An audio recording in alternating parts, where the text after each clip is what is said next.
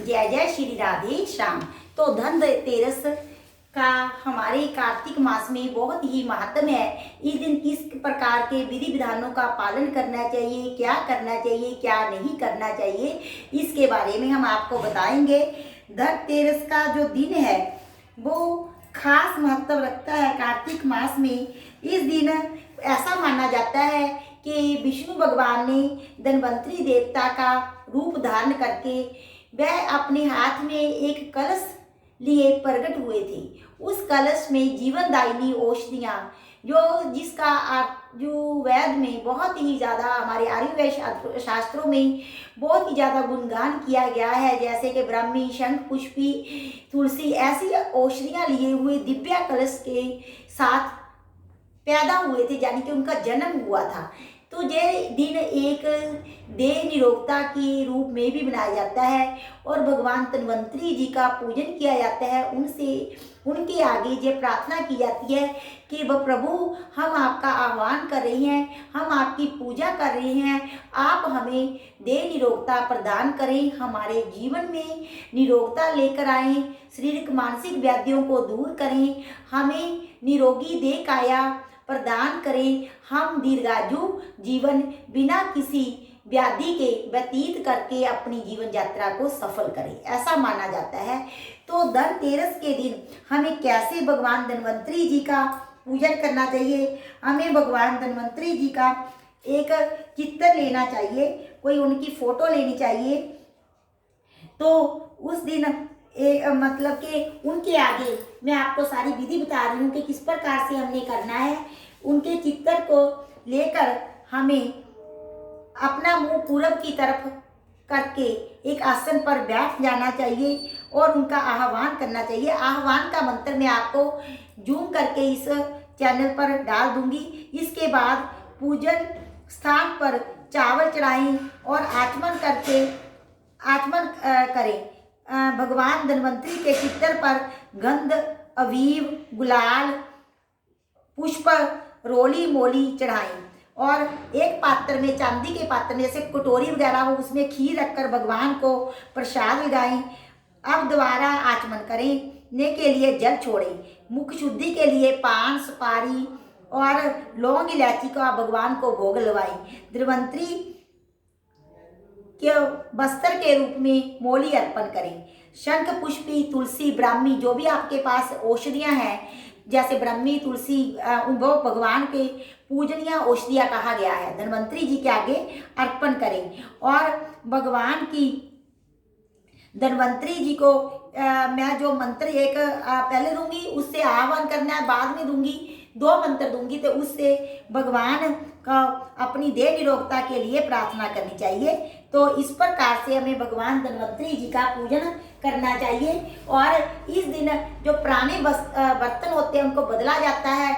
लोग अपना सोना चांदी की खरीद करते हैं और एक मान्यता यह भी है कि इस दिन साबुत जो धनिया होता है वो खरीदा जाता है और बाद में उसे अपने बाग बगीचों में, आजकल बाग बगीचे तो हर एक के पास में, तो गमलों में बीज देना चाहिए। ये शुभ माना जाता है जो धनिया बीजना।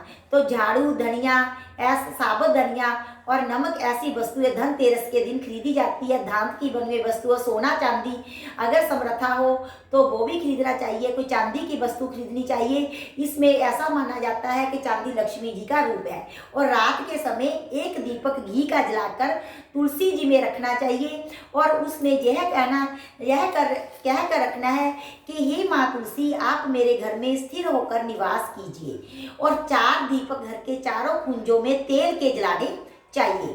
तो इस प्रकार ये 3 दिन लगातार करना है। धनतेरस के दिन, नरक चौदस के दिन यानी कि चौदस के दिन, और अमावस्या दीपावली के दिन, ये यानी कि तुलसी में भी घी का रोज हर दीपक जलाना है और घर के 4 कोनों में भी 4 दीपक जलाकर रखनी है।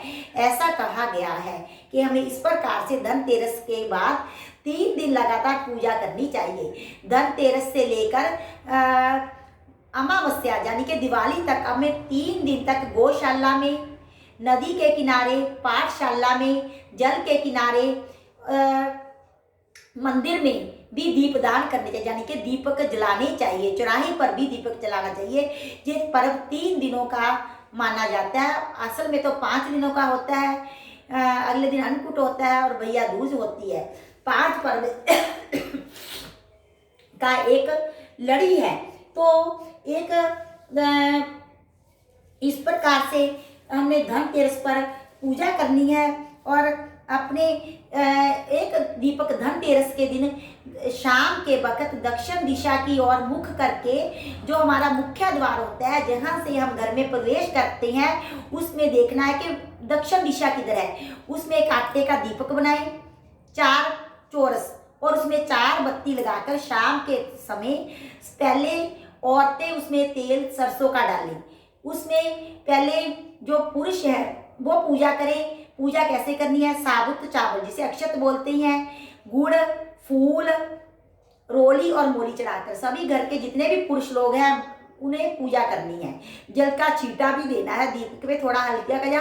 पहले दीपक जलाएं, पूजा करें, फिर घर की औरतें पूजा करें और यह प्रार्थना करें कि हे जमराज, पहले मंत्र पढ़ना है, ओम श्री जमराजाय नमः नमः, ओम श्री जमराजाय नमः। ऐसा कहकर जो भी व्यक्ति पूजा करते हैं ऐसा कहना है और फिर ऐसा कहना है कि हम आपकी जमराज जी पूजा कर रहे हैं, आप हमें, हमारे परिवार की, हमारी अकाल मृत्यु से रक्षा कीजिए।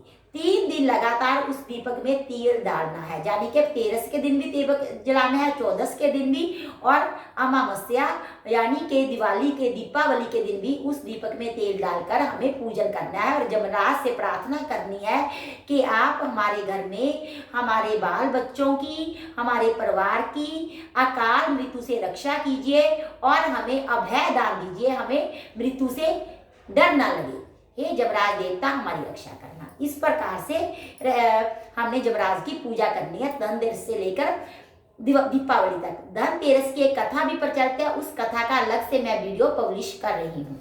बोलिए भगवान श्री कृष्ण महाराज की जय, धन्वंतरी भगवान की जय, कार्तिक महात्म की जय। काके